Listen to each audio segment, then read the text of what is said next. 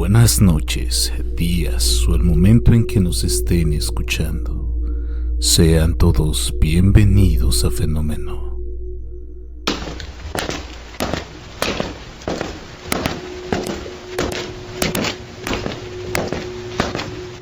Fenómeno.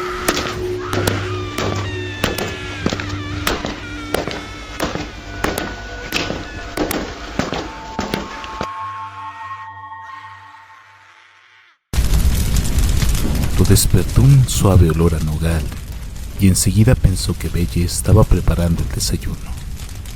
Ese aroma a nogal se mezcló con el cedro de la propia casa y la fragancia ya era un poco picante. Esa mañana temprano del 28 de abril de 1908, Joe Maxson se iba despertando lentamente con ese vaho que cambió de agradable a muy picante. No, ¿qué está pasando? Lo que sentí el olor era de algo quemado.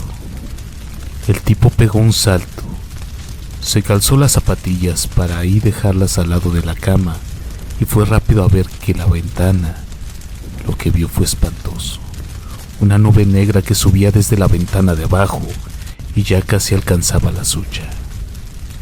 En un santiamén, el humo, entre gris y negro, ya no le dejaba ver el campo. El olor a quemado era ya insoportable. Las ventanas de abajo eran la de la cocina, desde la cual el humo salía junto con un sonido crepitantes y chasquidos diabólicos, con un acompasado. Hacía mucho calor. Maxson quiso abrir la puerta de su cuarto y tiraba del pomo, pero nunca pudo. El calor había empollado la madera. Tiró y tiró desesperadamente hasta que al final se abrió de golpe y la inercia lo hizo caer hacia atrás. Escuchó al mismo tiempo el rugir de las llamas que iba en su búsqueda. Gritó: «Señora Guns, despierte. Señora Guns. La casa se está quemando. Mirlo, Lucy, Philip, fuego, fuego». No escuchó ninguna voz humana, ni un llorisqueo, solo el sonido del fuego devorándolo todo.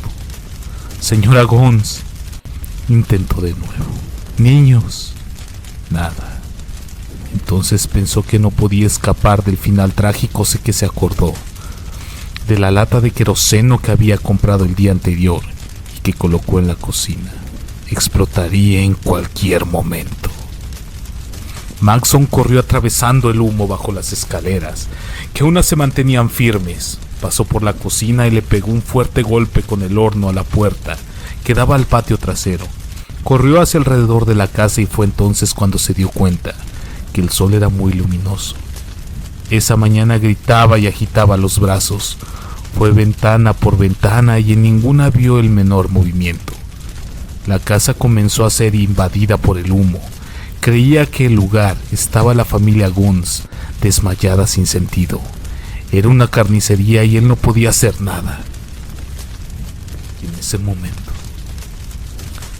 se quebró completamente en llanto. Se preguntó si Belle, de 48 años, y sus 3 hijos, Lucy, Marley y Philip, de 5 a 11 años, ya estarían muertos, consumidos por las llamas. Maxson vio a 2 vecinos llegando en sus bicicletas, el joven Mike Clifford y su cuñado William Hornby, que había visto las llamas con la luz del amanecer. Si la familia estaba desmayada, intentarían despertarlos tirando un ladrillo contra la ventana que aún conservaba los vidrios. Maxson y los ladrillos contra la ventana fueron hasta la puerta principal y con unos hombros golpearon por abrirla. Desde adentro le respondió el crujido de las llamas. Humper, revisando el exterior de la casa, encontró una escalera y la colocó sobre el frente, en un lugar donde el fuego no había llegado, y subió revisando ventana por ventana sin ver a nadie. En esos momentos llegaron las familias vecinas, los Hudson, los Lampas, los Nicholson. También desde la ciudad vecina de Laporte, el sheriff Albert Shamus, junto con su carro de bomberos voluntarios, La casa, a los pocos minutos de su arribo, se convirtió en una bola de fuego. Los vecinos seguían gritando los nombres de los integrantes de la familia. Todo era errático y era inútil al parecer. Belle era una mujer difícil de olvidar y un cuerpo sin cabeza. La dueña de la casa, Belle Gunness, era una mujer impresionante, de cabello rubio, ojos azules y párpados largos, los dientes blanquísimos, una sonrisa que deslumbraba su origen escandinavo y una figura inolvidable de casi 120 kilos de peso. Se daba maña para apretar el corset hasta acentuar sus muslos en 120 centímetros y su cintura de 93. Vivía en una época en que un lugar donde la expansión de las curvas femeninas eran signo de glamour y de atractivo sexual. Los vecinos de Laporte la conocían bien por su acento noruego y su figura. Era difícil de olvidar. ¿Y por qué? Además, frecuentaba las tiendas, el banco, las sombrerías y tenía una activa vida social. Para todo era agradable y muy gentil. Todos se lamentaron del destino de Belle, y los periódicos locales, el Herald y Argus, se encargaron de reportar. Los periodistas contaron cómo en medio de la casa en ruinas, los escombros se hallaron los cadáveres carbonizados de la señora Gunness y de sus 3 hijos. Y Belle, el cuerpo que se creía era suyo, no tenía cabeza. Lo primero que pensó el sheriff fue en un homicidio. Su pensamiento era el del ayudante y pronto era el rumor que corría por Laporte, donde todo el mundo sabía que la amable señora Gunness había recibido amenazas recientes de Ray Lambert, un labrador al que Belle había despedido. Ray estaba en la granja de John Braco. Cuando los ayudantes del sheriff la encontraron, no tenía coartada cerca de donde había estado las horas del amanecer cuando comenzó el fuego en lo que la Noruega. Lo detuvieron enseguida a pesar de que gritaba y lloraba, que no había tenido nada que ver con el incendio. Pocos dudaban de que sería ejecutado. Era como una maldición, no para Lambert, sino para los Gunness.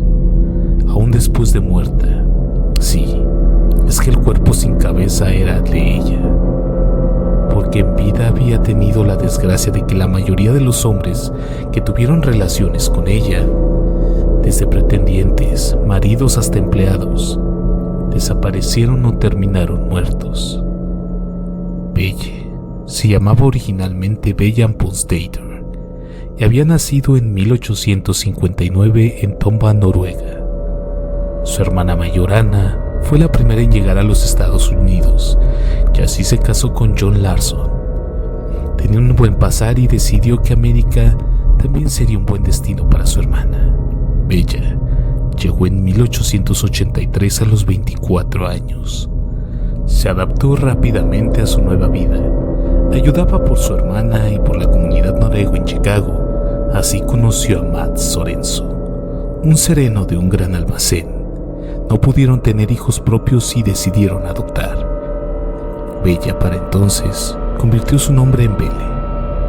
Pensaron en aquellos niños que su padre no podía mantener y durante 16 años Belle y su marido criaron a 3 nenas, Jenny, Myrtle y Lucy. Fue cuando completaron la tercera adopción que la familia empezó a tener problemas con los incendios. Su casa se incendió, se mudaron y otra vez el fuego consumió la vivienda, y lo mismo ocurrió en su tercera casa. Con las propiedades se había quemado además de su tienda. Recién cuando cobraron el dinero del seguro de la familia, comenzó a tener un mejor pasar. La tragedia los alcanzó en 1900, cuando Mats murió de causas desconocidas. Tuvo dolores en el pecho y los médicos pensaron que se trataba de un ataque cardíaco. Un par de pólizas de seguro de vida le dejaron a la viuda $8,000, una gran cantidad entonces. Con el dinero y sus 3 hijos, Belle se mudó a Laporte, en Indiana, donde había una comunidad norídica de la que se difundía maridos le había hablado y donde Mats pensaba ir en su vejez. En Laporte, Belle compró una casa que no estaba en buenas condiciones. Fue una alegría para los vecinos porque antiguamente esa casona había sido un prostíbulo de mala fama y nadie la quería comprar, hasta que apareció la afable señora Belle. La casa era de ladrillos rojos de 2 plantas y de un lado lindaba un pantano y un bosque, y del otro podía desarrollarse un huerto. Tenía en la subida al pantano un corral de cerdos al que llamativamente Belle hizo construir cerca de casi 2 metros de alto, con alambre de púas. Por su parte, la casa tenía 6 dormitorios, un comedor muy grande, una cocina larga y una bodega. Poco después de poner la casa a condiciones, Belle tuvo un nuevo marido, un hombre alto, con barba, rubio, llamado Peter Gons, granjero y viudo. Tenía un bebé, pero la alegría de un nuevo hijo en la casa Belle duró muy poco. Luego de que Peter se mudara con Belle, la criatura enfermó y de golpe murió. El duelo lo hicieron trabajar duro y de a poco el campo de maíz fue progresando. Todos trabajaban hasta las 3 hijas, alimentando los cerdos, limpiando la casa. Los Guns no faltaban a la ciudad, donde vivían su ganado e intercambiaban estiércol por herramientas. Un día, cerca de terminar en 1900, Jenny escuchó un ruido en el sótano y fue a ver de lo que se trataba. Encontró a su padrastro Peter retorciéndose de dolor en el suelo, pero Jenny fue la segunda en llegar. A los pies de Peter estaba su madre, Belle, llorando y gritando que la gran trituradora de carne que estaba sobre un estante le había caído sobre la cabeza al pobre hombre. Peter murió horas después. Belle no se rindió ante la adversidad y trabajó más duro aún. Contrató más hombres para las tareas de campo. Uno de ellos parecía ser un buen pretendiente. Se llamaba Peter Carlson. Pero de buenas a primeras el hombre desapareció. Es decir, ni siquiera sus amigos o familiares lo volvieron a ver. En primavera de 1907, Belle conoció a Ryan Lamper, un carpintero de 30 años. Lo contrató aunque las labores agrícolas no supiera nada, pero en la casa siempre había cosas que arreglar. Le pagaba para que mantuviera su hábito de beber, no mucho más, y le dio una cama en la habitación de huéspedes del 2º piso. Al tiempo, en la ciudad, se los vio paseando del brazo, él muy flaco y ella muy obesa. En las cantinas donde bebía ginebra, Lamper contaba que Belle lo había seducido y se jactaba de que la imponente mujer al fin había encontrado un hombre. Mostraba un reloj que le había regalado, un chaleco, botas de cuero y hasta un sombrero de castor. Sin embargo, el pretendiente se equivocaba, pues Belle no buscaba mantener hombres, sino al revés. Y así fue como, para la Navidad de 1907, ella ya tenía postulante, que incluso le había comprado un anillo de bodas. Pero tan rápido como ese hombre entró a escena, desapareció, dejándole los anillos. Los romances de corta duración no sorprendían a nadie, tratándose de la señora Guns. Era atractiva, próspera y una buena mujer. Varios hombres de mediana edad aparecieron y desaparecieron en breves visitas a la granja de los Guns a lo largo de 1907. Se creía que lo mismo ocurría con los hombres que le declaraban su amor y que la llamaban el Gran Sueco. Su nombre era Adrian Haley, venía de Dakota del Sur. Se retiró todos sus ahorros del banco, casi $3,000, para invertirlos en su matrimonio y en los proyectos que la pareja tenían por delante. Fue entonces cuando la Belle le dijo a Lamper que tenía que irse del cuarto de huéspedes, pero Belle no tenía fortuna con los hombres. A la semana, el Gran Sueco desapareció. Belle, llorando, le decía a sus conocidos: ¿cuándo voy a aprender? ¿Qué hago mal para que estos hombres se aprovechen tanto de mí? Lamper, a un llamado de la señora, se negó a volver porque pensaba que en breve sería nuevamente desalojado. Aunque tal suposición no impedía que visitara la casa de vez en cuando, incluso se debiera merodeando por los alrededores. Extraño personaje era Lamper, tanto como la que nunca dijo el carpintero es que estaba profundamente enamorado de la noruega. La última aparición pública de Belle fue el 27 de abril de 1908, cuando construyó y visitó un despacho legal. Belle le comentó a Laurieri que tenía temor de que Lamper pudiera hacerle algo. En verdad, Lamper quería vivir con ella, pero de ninguna manera Belle desdeñaría una buena oferta matrimonial para quedarse con un simple carpintero. La razón legal de su visita al abogado era que quería hacer un testamento. Quería donarle sus bienes a sus hijos y al hogar de huérfanos de Noruega. No exigió ningún hogar llamado así, y el letrado le propuso averiguar si existía cuál era su nombre oficial, pero Belle insistió en firmar los papeles en ese mismo momento. Dubitativo ante la insistencia de la señora, Laurieri firmó con ella el testamento. Esa noche se quemó la casa de Belle Gunness. En la cárcel de Laporte, languidecía en Lamper a la espera de su juicio. Lo acusaban de matar a Belle y a sus 3 hijos, pero los amigos que lo visitaban le decían que la ciudad estaba a su favor, y estas circunstancias se debían a que muchos no creían que la mujer sin cabeza sea Belle Gunness. Él miraba impávido, aunque luego sonreía. La razón de ser de la creencia popular era que el cuerpo hallado era más pequeño que el de Belle, aunque había quienes, algunos pocos, decían que el fuego hace lo suyo sobre los cuerpos. Luego de apagado el incendio surgieron preguntas que antes se sosollaban y ahora eran comillas de los vecinos. ¿Por qué tantos pretendientes habían ido y venido para desvanecerse en el aire? A menudo dejaron atrás sus pertenencias personales y su dinero. ¿Dónde estaba Jenny, la hija mayor? Belle había dicho que se había ido a estudiar a la Universidad de San Francisco, pero este instituto no tenía registro de ella. ¿De dónde sacaba tanto dinero la nórdica Belle? Su economía no era mala, pero muchos eran los lujos que se permitía. De golpe las sospechas se robustecieron ante los hallazgos en los propios cimientos de la casa quemada. Aparecieron pistas escalofriantes y escandalosas. Relojes de hombres, botones de abrigos, billeteras vacías, luego un torso recientemente enterrado y un brazo ya esquelético, también recientemente enterrados, más un esqueleto completo.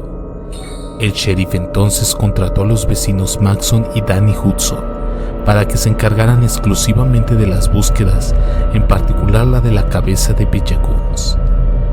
Las cosas iban de esta manera hasta que en mayo un hombre pequeño se presentó en lo que el sheriff y le dijo que se llamaba Asle Helgelsen, el hermano del gran sueco. Andrew, uno de los tantos pretendientes de Belle que estaba desaparecido. Asle contó que había oído hablar por primera vez de Belle en la columna de novias por correo de periódico de Tanskaniven, donde las mujeres inmigrantes solicitaban un marido. Incluso Asle tenía decenas de cartas que durante 6 meses Belle le había escrito a su hermano Andrew, casi rogándole que fuera su esposo. Teniendo en cuenta estos antecedentes, Asle le dijo al sheriff que no tenía sentido que de buenas a primeras su hermano desapareciera. Le mostró una carta de Belle donde le decía: no envíes dinero en efectivo a través del banco. Hoy en día no se puede confiar en los bancos. Cambia todo el dinero en billetes, la denominación más grande que puedas obtener, y te los coses muy rápido y muy bien en el interior de tu ropa interior. Asegúrate que nadie, ni siquiera tu pariente más cercano, lo sepa, que esto solo sea un secreto entre nosotros y nadie más. Probablemente tendremos muchos otros secretos, ¿no crees? El sheriff de todas maneras no creía que Belle fuera una cazafortunas ni mucho menos una asesina, pero Asle estaba convencido de que sí. El hermano del gran sueco se ofreció a acabar para ayudar a Maxon y a Houston porque tenía una corazonada. Le preguntó a Maxon si Belle había cavado un foso cerca de su casa, si lo había hecho en enero justo cuando su hermano Andrew estuvo allí. El pozo de basura estaba dentro de la casa y cerca del corral de los cerdos. Maxon lo sabía porque Bella había tirado allí huesos de cerdo, latas, botas viejas e incluso se lo hizo cubrir hacía muy poco. El propio Astley comenzó a cavar allí y enseguida se le unieron Maxon y Hudson. De repente un olor nauseabundo salió del excavamiento. Había algo que estaba cubierto por una bolsa. Siguieron. Apareció un brazo y luego los restos de un hombre. Aslo miró lo que quedaba de la cara y no tuvo dudas. Era su hermano Andrew Haley, que estaba en pedazos. Lo había descuartizado y colocado en partes en bolsas de harina. El descubrimiento se hizo de noche, avisaron al sheriff. Antes de que amaneciera desenterraron 4 cuerpos más, 2 mujeres y 2 varones, seccionados de la misma forma que el del gran sueco. Uno de los cadáveres femeninos era el de Jenny, la hija adoptiva de Bell, que evidentemente no había ido a estudiar a California como había dicho su madre. La chica, se especulaba, había sido quitada del medio porque ya en su adolescencia comenzó a hacer demasiadas preguntas, comenzando por saber por qué los pretendientes de su mamá siempre se desvanecían por la noche. Sospechaba de qué vivía su madre, que o era la producto de los campos precisamente. Los habitantes del aporte se dieron frente con una pared, es decir, se enteraron de golpe que la amable, sensible y emprendedora Belle Guns no era más que una asesina de tipo barba azul, codiciosa y sin corazón. No hubo manera de evitar que la noticia de los asesinatos trascendiera, y Porte se convirtió en el centro de atracción de los periodistas de la mayoría de los diarios del país, que inundaron su calle, bares y hoteles. La noticia se llevó todos los titulares por mucho tiempo. La mujer que se aprovechaba de los hombres, que trabajaba para ellos y de los pretendientes de otras ciudades y estados, que a todos los ejecutaba con frialdad. ¿Dónde estaba Olen Bulls? Comenzaban a preguntarse ahora, que había sacado $1,700 de sus ahorros, acompañados por Belle, y nunca más se le vio. ¿Dónde estaba Olaf Nimblom, recién llegado de su país con sus ahorros, y Henry Goodall, que solía acompañar a Belle al mercado? George Barry de la Indiana dejó su casa de Julio en 1905 para trabajar con una señora Guns. Tenía $1,500 en efectivo. Nunca más se le olvidó ver al hermano Conister, también de Indiana. Tomó $5,000, que era su fortuna, y fue al aporte para casarse con una viuda adinerada. Desapareció Adrian Phillips, de Virginia Occidental, un jubilado ferroviario. Fue a cortejar a una viuda rica en Indiana, con $500 en efectivo y un anillo de diamantes. Su familia nunca supo más de él, pero un reloj de ferrocarril fue encontrado en los escombros de la casa Guns. Emittele de Kansas, con $5,000 en su billetera, abordó un tren al aporte para encontrarse con una viuda. Desapareció, y la lista continúa y continúa. Olaf Jens, Christian Heimly, Charles Newby, Tom Slie, Johnny Bunker y muchos más. Mientras los periódicos confeccionaban una lista de pretendientes ausentes, la cabeza de la viuda negra seguía sin aparecer, siempre y cuando el cuerpo encontrado se tratase de ella. Miles de personas se alimentaban en las carreteras del norte del aporte para ver las excavaciones en búsqueda de más cuerpos. Los asesinatos se cometieron en una habitación del sótano, a la que solo se podía acceder a través de una puerta cuya llave tenía únicamente la señora Guns. La cámara mortuoria estaba iluminada por velas. Belle desmembraba a sus víctimas sobre una mesa y a veces mojaba sus cuerpos en una gran bañera de madera que contenía una solución de cloruro de cal. A medida que se difundía la historia del terror de Belle, la habitación del sótano se hizo conocida como la Cámara de los Horrores o el Salón de Barba Azul. La cuenta de los asesinatos llegaba a 48. También se habla de una cifra cercana hasta los 100. Ray Lampert seguiría preso. El fiscal de India, Rand Smith, influida por el sheriff Albert Schmutzer, creía que Lampert había asesinado a los Guns. Eran tantas las veces que se lo vio discutiendo con Belle o merodeando la casa que no podía ser más que el criminal. El fiscal Smith tenía un solo problema.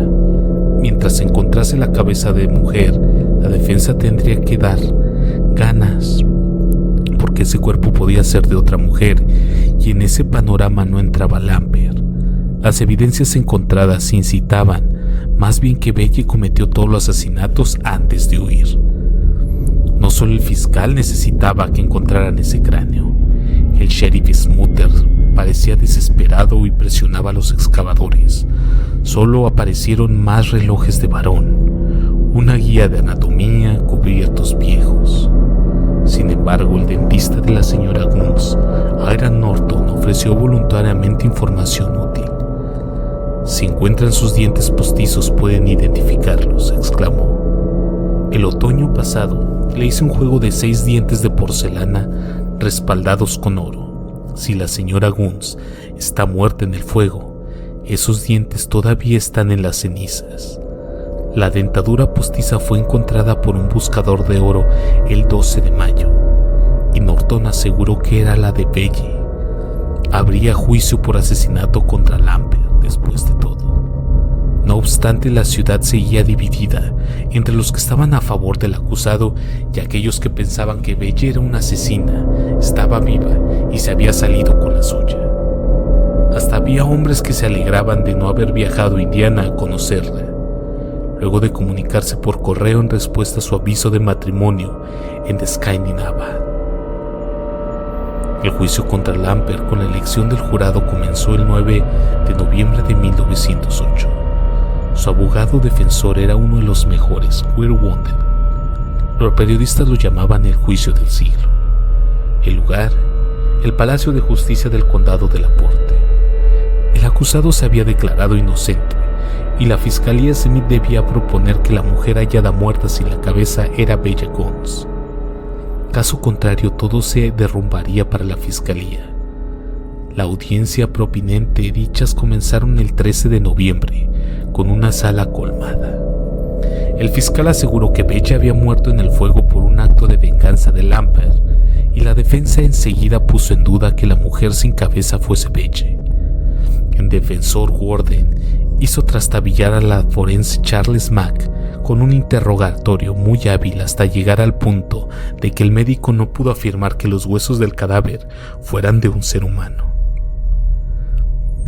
Además, entonces Warden deslizó la posibilidad de los chicos hubieran sido asesinados por su madre, envenenados con estrictas y arsénico, y que ella luego se fugó. Warden hasta puso en tales aprietos a la forense que uno de ellos dudó seriamente si la muerte había sido por asfixia o causada por el humo o por la ingesta de la insecticida.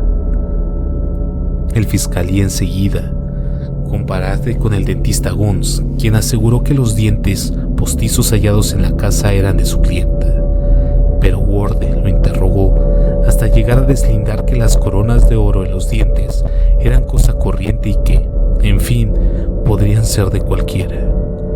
De hecho, en las entrañas de la casa, entre otros cadáveres, también hallaron dientes coronados de oro. El asunto giraba en torno a ese cuerpo. No estaba dicho que Belle matara solamente a pretendientes que quedaron con su dinero. Bien podría deshacerse de una mujer. Para demostrar esta posibilidad, el defensor llamó a declarar al vecino John Anderson, que vivía al lado de Belle, un hombre muy respetado en la comunidad. Lo que contó Anderson fue que, 2 días antes del incendio, vio a Belle, un sábado a la noche, conduciendo un carruaje. Que con ella iba una mujer de un físico voluminoso, aunque no tan grande como el de Belle. Anderson no la había visto nunca, y a continuación, el defensor llamó a otro vecino, Daniel Hudson. Se declararía dejó que la boca abierta a todos. Había visto a Belle el 9 de julio junto con un hombre que no era Lampert, volviendo a la casa desde la ciudad en su carruaje. Hudson declaró que se acercó a ellos para verlo escaparon. Wonder sugirió que Belle estaba viva y que había tenido un cómplice para preparar su espectacular salida de escena. Asesinado por supuesto a sus 3 hijas y a su vez sus 2 hijas de Hudson, Evelyn y Eldora. También declaró que en ocasiones separadas, alrededor de julio había visto a Belle Guns y al mismo hombre viajando en un carruaje por McClone Road. Declaró, ella estaba con un hombre, llevaban 2 velos, el negro estaba sobre su cara. Cuando me vio, me apartó la cara. 2 niños que jugaban en el cementerio Pin Lake también habían afirmado haber visto a la mujer el jueves después del Día de la Independencia, mirando un calendario de bolsillo. Warder anunció que eso era el 9 de julio. Por su parte, el día de Sendiencio, William Humphrey afirmó que cuando subió por las escaleras para revisar la ventana, que no había alcanzado el fuego, vio las camas vacías. Pero el sheriff Smutter había dicho que había visto a los Guns en su colchón. ¿Quién mentía? Smutter perdió toda la credibilidad. Al menos el veredicto, había unas 500 personas en la sala que estaban preparadas para albergar a la mitad. La conclusión del jurado fue que Lamper había provocado el incendio, pero no con la intención de matar a nadie, porque iniciaría el fuego. Nunca se respondió. El jurado también concluyó que la mujer sin cabeza, ella era Bella Guns. Ray Lamper fue sentenciado por el juez William Home a una pena de entre 2 y 20 años de cárcel. A un compañero de celda en la prisión de Michigan City, Harry Mills, le contó que el cuerpo quemado en el sótano no era de Bella Guns, sino era de Mae O'Reilly. Se trataba de una empleada doméstica que Bella había traído a Chicago poco antes del incendio. Lamper dijo que el día anterior del incendio, un sábado, llevó a Bella a una estación de ferrocarriles a 19 kilómetros de Laporte y la subió a un tren que tenía rumbo al sur. Dijo que luego regresó a Laporte el día siguiente, el domingo 28 de abril, colocó en el sótano los cuerpos de los 3 niños y el de una mujer sin cabeza. Enterró la cabeza en el patio y prendió fuego a la casa. Conocida esta historia, la opinión de muchos vecinos de Laporte fue que acaso Lamper fue el único hombre que Bella amaba, pero que nunca lo mató. El caso estaba cerrado y a nadie le preocupaba ir a husmear en el terreno en búsqueda de aquella famosa cabeza. Ray le reveló a su compañero de celda que una vez entró a la casa de Belle justo cuando un funcionario de policía se estaba guardando un fajo de billetes. Cuando el hombre se fue, Belle dijo a un empleado: no solo tuve que comprarle un automóvil, sino que le di otros $1000. La sospecha quedó instalada. Fue que ese hombre era el sheriff Smusher, y algunos creían que había ayudado a Belle a escapar. El defensor Warden contaba extraoficialmente que el sheriff había hecho plantar los dientes postizos. Si Smusher estuvo implicado en la historia tal como lo contó Lamper, se explicaría por qué estaba tan dispuesto a aceptar los dientes como evidencia irrefutable de que viuda de Jones había muerto en las llamas. Smusher se mudó a Texas poco después, con suficiente dinero para comenzar a desarrollar una granja de pomoles y naranjas. Lamper enfermó y murió pocos años después de esto. También sospechaba de haber estado en la confabulación era una misteriosa mujer negra que practicaba vudú, llamada Elizabeth Smith. Nadie sabe su edad, ni ella misma era amiga de Belle y vivía a 15 minutos a pies de las granjas de los Guns. Lamper la vio en la cocina de la casa a las 3 de la mañana del día del incendio. La misteriosa Smith le prometió una vez al defensor Warner: cuando sientas que voy a morir te llamaré y te contaré todo, especialmente dónde está Belle. Unos días antes de su muerte, Smith envió a buscar a Wonder, pero este estaba de vacaciones en Luisiana. Cuando regresó a Laporte, la mujer vudú se había llevado su secreto a la tumba. Por el momento me despido, sino antes mencionarles que no olviden olviden seguirnos en nuestras redes sociales, Instagram /elfenómeno.fm, Facebook como Fenómeno y en YouTube como Fenómeno.podcast. Además también pueden encontrarnos en TikTok como Fenómeno.fm.